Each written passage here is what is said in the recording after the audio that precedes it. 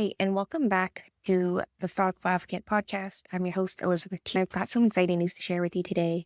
We finally found a nanny. It feels like we've been searching for a nanny since the last nanny left, which was end of November. We finally gave in. A lot of nanny and babysitting services require you to pay, and a lot of them average around $40 for 1 month. It's a little crazy. So I was like, is this a scam? But we got desperate. We're like, okay, let's just do it and see what happens. And yeah, we used this website called nannyservices.ca, and pretty much as soon as we paid, we found someone. So that was pretty good. They do allow free messaging. You can't share contacts. As soon as you send a phone number or an email, it blocks it. Technology is pretty advanced these days. This is not sponsored. You can use my referral code below. I think I get a credit or something. I don't know if I'm going to need it again, but who knows? But yeah, I think paying for the app really helps because you need a contact. And if you don't know anyone, it's just easier that way. I did think it was a waste of money at first, but we found a pretty good one. So yeah, new nanny. Our new nanny literally lives less than 10 minutes away from us. And I think that's amazing. If I was looking for a job that I had to go into, I would definitely look as close as possible.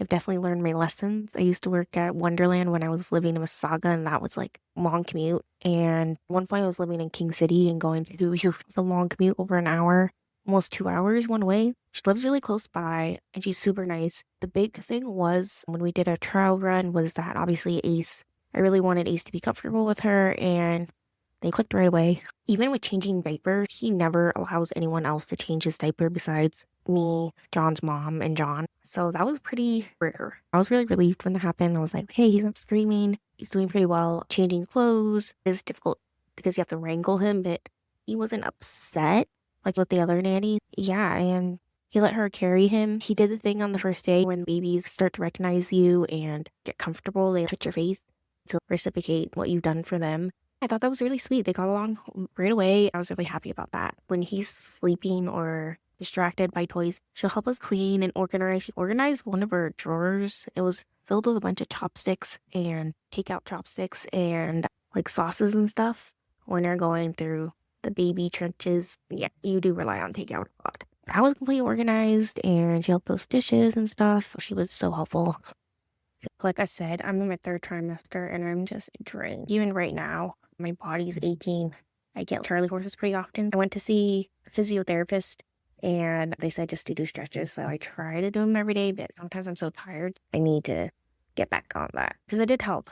I got my first one in like probably 2 weeks since I've seen the physiotherapist on my right leg last night. And sometimes it's hard for Ace to go to sleep.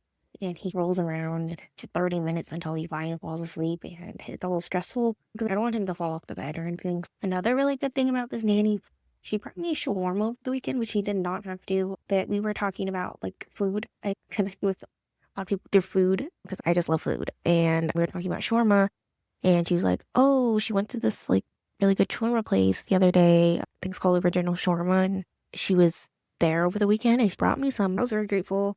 I especially love fries and a good dip. She brought me this big tub of like garlic dip, and I think it's like a spicier one, just a smaller bit. It was like red, but so good. There's also the Sag wraps, or maybe it's just the brand name, but basically it's like meat and wrap, like the shawarma wrap. What's it called? It's not, is it pita? No, I don't know the actual name. Basically the bread, and yeah, it was nice. I love food. Over the weekend, we also celebrated with my mom and my brother. So yeah, we went to eat dim sum. And dim sum's always great for me because I don't eat it, like, I don't get to eat it as often as I did when I lived with my mom. It was nice. We had dantai, my guy, which I always grew up eating, and chasuso, and just so many good things. We had noodles. The noodles were really oily though. Like the non-pastry, the non-usual dim sum dishes were really oily for some reason. I don't recommend that. But everything else was pretty good. And yeah, I had a light tap and that was good. With lots of sugar because you don't put sugar in your Hong Kong milk tea. That thing is like bitter and dark coffee. Like basically black tea with milk and very strong milk. My mom made it one time. She put 5 bags of tea and soaked it for a while. It's very strong. So you need a lot of sugar to counteract that. Once you put that sugar in, perfection. Back to the nanny. I'm so grateful that we found her, and that she lives so close. And I was always getting worried because I was like, okay, we need someone for January, especially because I don't have the Mondays off anymore. Need all that vacation time to take off when the two youths, we always call them youths, the two babies are here. So yeah, we want to save all our vacation, and I was just so stressed. So when the other nanny left, what happens when I get calls or like I have to go to a meeting? And also I'm in my third trimester, so I'm like super tired and achy all the time. So I definitely need the help. My prayer is answered, thank God. And yeah, I'm very happy about that. And I hope we can keep her for a long time. Another update is we're planning a baby shower. As I told you, John's sister is, technically both of them are, and John's mom too. So I'm very grateful to have them. And yeah, we're having a baby shower. It's gonna be bear themed, which I think is really cute. Because John has a bunch of teddy bears from his childhood. I bought these really cute Etsy soap bears, really like bear shaped soap. And I'm very excited because it reminds me of when we stayed in the cabin in Yellowstone. This was like when I was in middle school. And I remember very vividly they would have these cute tiny bear soaps by the sink. And I thought I would give those out as like favors for thanking everyone for coming and supporting us. And I really can't believe it's 2026 already. Like, where has the time gone? But there's just so much to look forward to this year. Not that there wasn't last year, but I feel like we were in survival mode the first half of the year. And then again in November. Yeah, things I'm looking forward to are family milestones. The new baby's on its way. I'm very excited and also scared. Bit more excited because this time I'm more prepared on what to expect. I'm gonna have a C-section again because if you have children less than 2 years apart, they said for me specifically because the baby came early, I did have contractions, but they didn't register at first. So they were saying my body's gonna act like I'm going into labor for the first time again. But at least I know what to expect. They said they're gonna do a spinal block instead of epidural, which only lasts like an hour or something, which I'm a little worried. But I'm sure they know what they're doing as long as they can cut me open. I'm just worried about the after pain. I remember at the hospital, obviously painkillers, but they also have to give me something to hold me over because the pain was a little tense for me cut open. I guess it's like morphine, but it's had a name and I can't remember. I am very worried about the recovery because I remember the pain and it's not fun. It's definitely worth it, obviously. Like, Ace's best thing I've ever happened to me. So very excited for his brother. And I'm hoping we take some vacation this year. I feel like you're going mat leave and you have all this time. So may as well take advantage and go on vacation. So we'll see. Obviously, everything needs to align. Like, for example, I don't think we can go on vacation just the two of us and two babies. Like, we need to go as family to have extra hands, and it'll probably have to be like an all-inclusive where we don't need to go out or anything.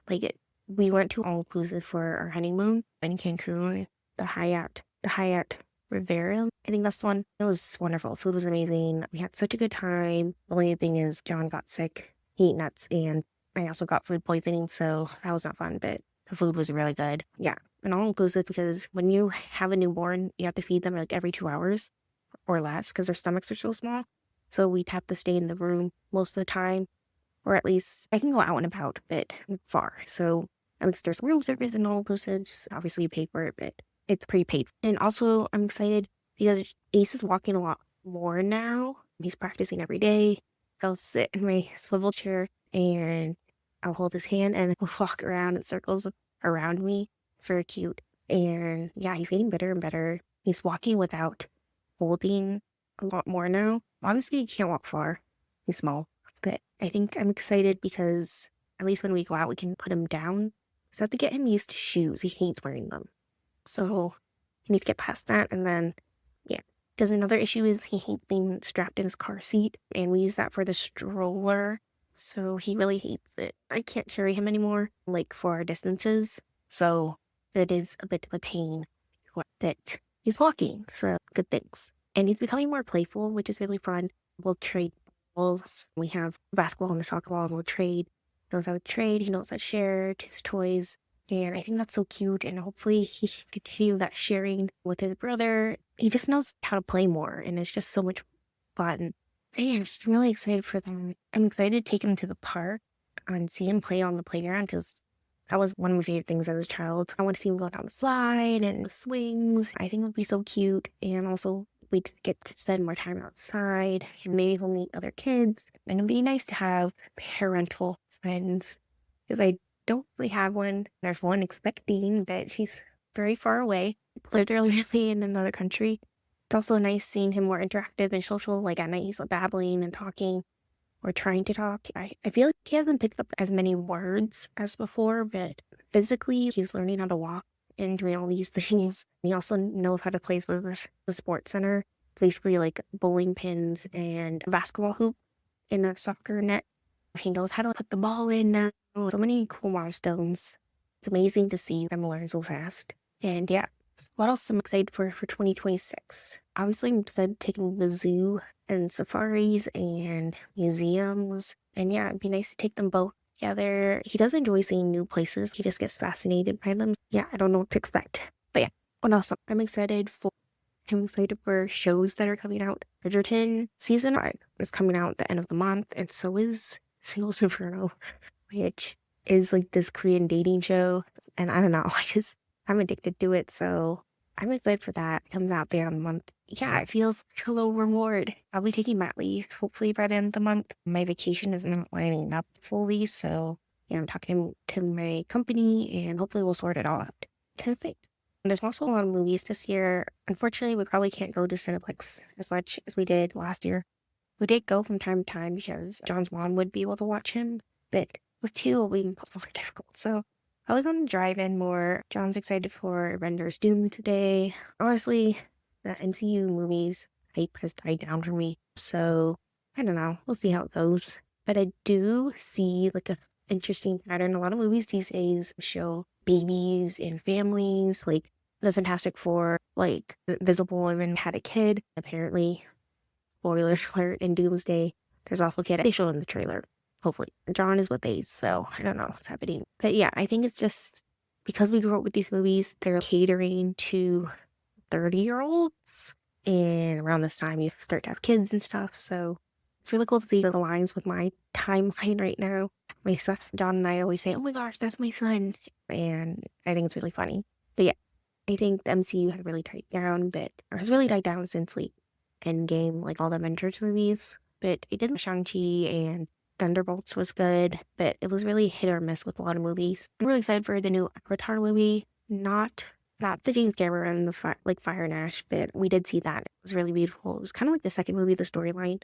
But Avatar, The Last Airbender, they have a new movie wherein the gang's all grown up, and I've been waiting for this for a long time. And it's animated. Apparently it's going to be coming out on Paramount Plus, which kind of sucks. I was hoping it would come out in theaters, because that would be cool to see. Like a show we grew up with in theaters, for example, One Piece. I would never have thought they would play a One Piece movie in theaters, because everyone hated it on anime back then. So it was really cool to see One Piece read in theaters with all the fans. And I wanted the same experience with The Last Airbender. As long as the movie comes out and it's good, I guess we can't complain too much. So yeah, and I still haven't seen Zootopia 2, but we will soon. And yeah, I'm just excited. There's just so many things to look forward to. I'm very grateful for everything that's happened in 2025, good and bad, because it's taught me a lot. Usually better things came out of it. I just have to trust the process. So yeah, thanks for listening to my updates episode. I hope you guys had a wonderful holiday and Happy New Year. We'll see what's in store for 2026. Please subscribe to my YouTube channel, to my podcast, Thoughtful Advocate, and please DM me on Instagram or email me, the Thoughtful Advocate at gmail.com. And yeah, until next time, thanks for listening. Okay, so today's sponsor is Kind Laundry. Just kidding, they're not really a sponsor, but I do have an affiliate code. Kind Laundry use natural ingredients, and it actually comes in these sheets. So much more useful than liquid laundry detergent, because that stuff gets messy. With Kind Laundry, you can bring this anywhere. It's literally in a box, pack in your suitcase, and it's that easy.